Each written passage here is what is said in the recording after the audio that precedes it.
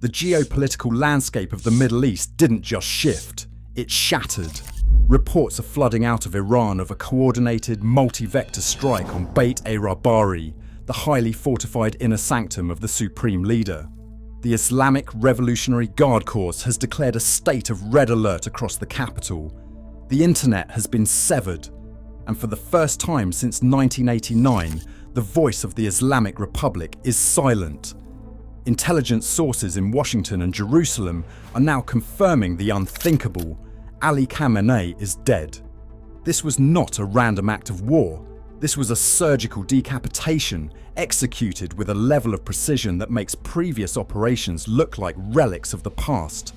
From the digital Judas that betrayed his coordinates to the ghostbirds that bypassed Russia's most advanced radar, we are going inside the classified details of the strike that just ended an era.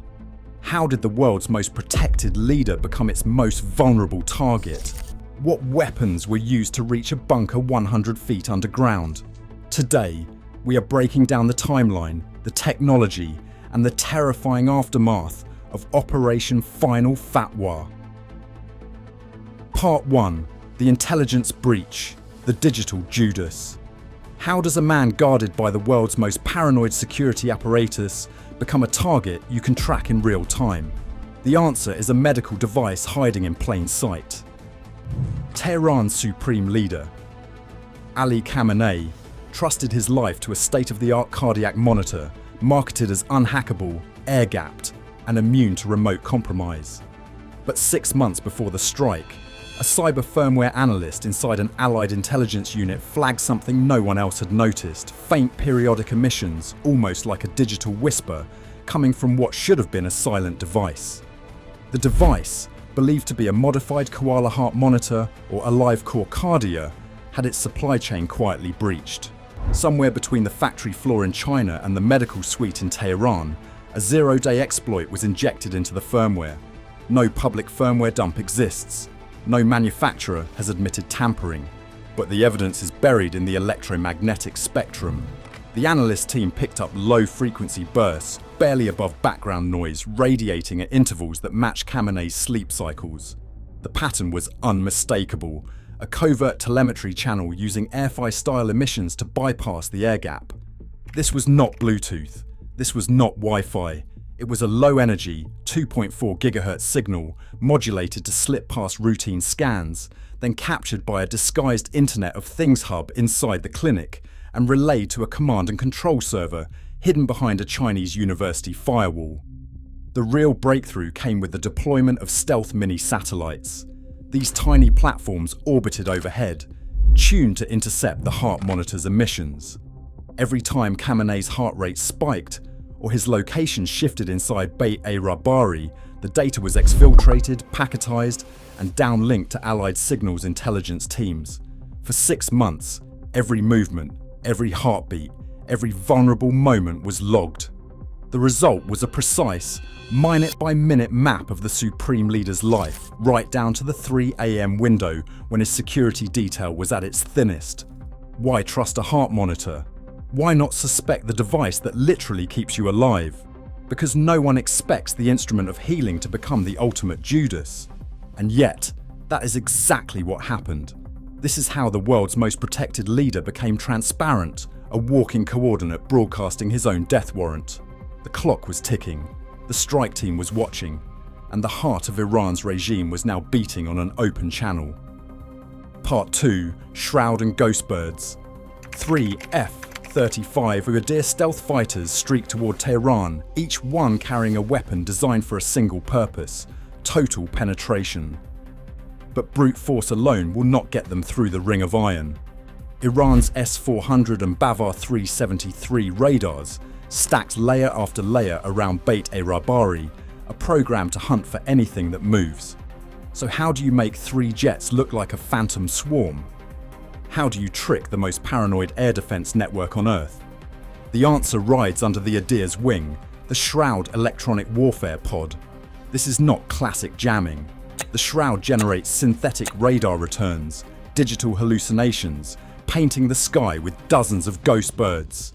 On Iranian scopes, the screen lights up with false targets, some moving at impossible speeds, others hovering, all of them indistinguishable from the real thing.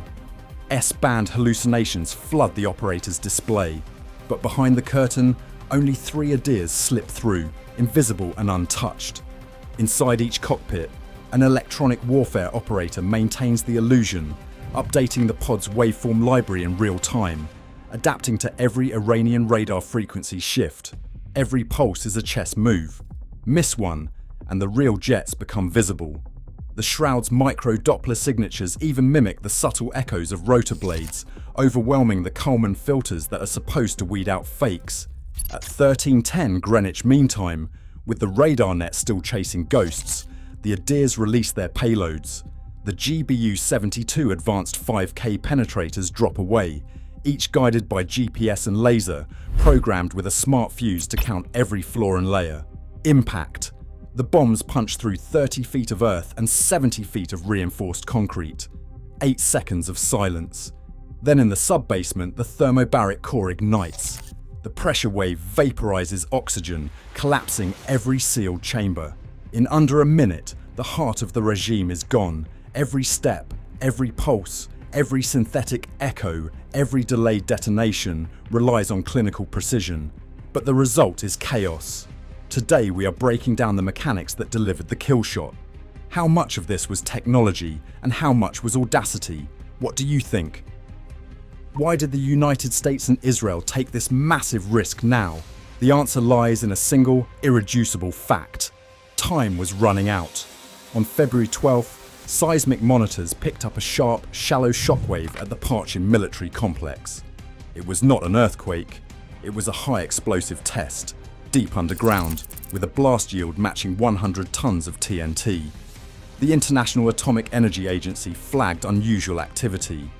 British satellites recorded a brief, blistering heat signature over the site. There was no radioactive fallout. This was not a nuclear detonation. But for analysts, it represented the last technical step before Iran could assemble a bomb. Within days, a cache of Supreme National Security Council minutes leaked onto the dark web. The so-called Option 3 decree was there in black and white. Develop a deployable warhead, enrich uranium to weapons grade, and do it within 90 days. One clause stood out. Only the Supreme Leader could authorize the final go order. No council, no deputy. Khamenei's signature was the legal bottleneck for the world's most dangerous decision. A political authority analyst put it bluntly, once the order is given, you have 3 months to stop a nuclear Iran. After that, every deterrent collapses. The heart monitor, the digital Judas, provided real-time location and vital signs. The Pacemaker test gave a deadline. The option 3 minutes gave legal clarity. This was the last window to strike before the command chain locked and the bomb became inevitable. Miss it, and the world wakes up to a nuclear-armed theocracy. Today, we are breaking down the calculus that forced the hand of 2 governments. What do you think? Directive 110 was designed as Iran's ultimate contingency, a protocol to keep the regime intact if its head was lost. But the moment the Supreme Leader died, the system triggered itself into chaos. 3 signals: biometric confirmation, destruction of Beit A Rabari, and a red alert should have activated Basir, the IRGC's quantum encrypted backbone. Instead, Basir was already crippled. Eidolon X malware, piggybacking on the same exploit that took down the leader's heart monitor, erased routing tables and brick terminals. There was over 90% packet loss, no uplink, no fallback. A former IRGC signal officer remembers the node map going dark, the screen bleeding red.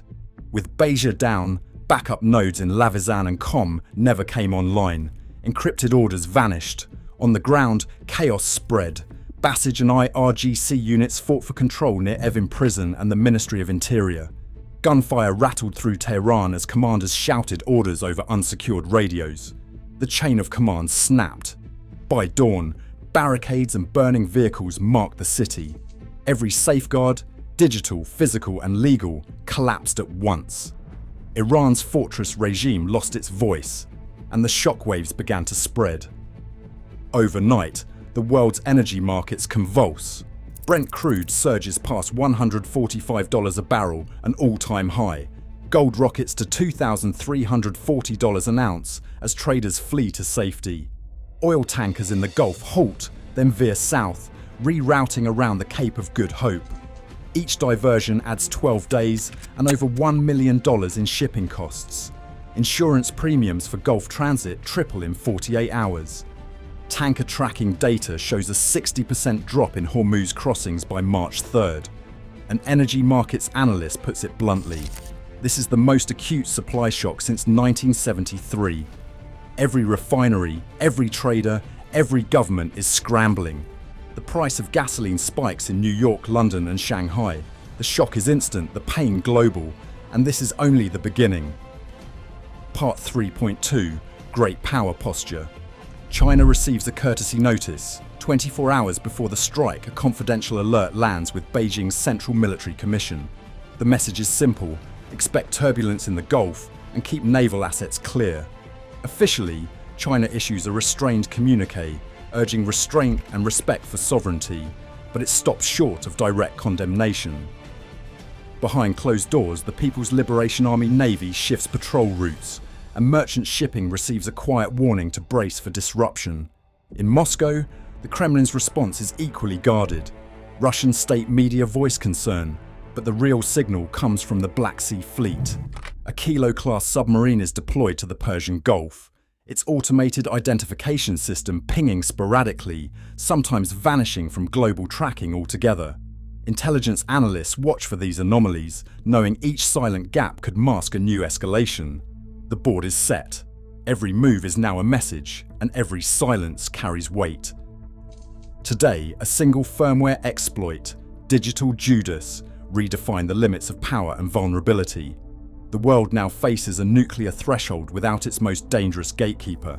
Was Operation Final Fatwa a necessary shield, or have we shattered the last line of restraint? Drop your perspective below. I read every single one. Subscribe, turn on notifications, and until next time, keep your eyes on the horizon. This is the front line. Thanks for watching. Stay informed, stay safe.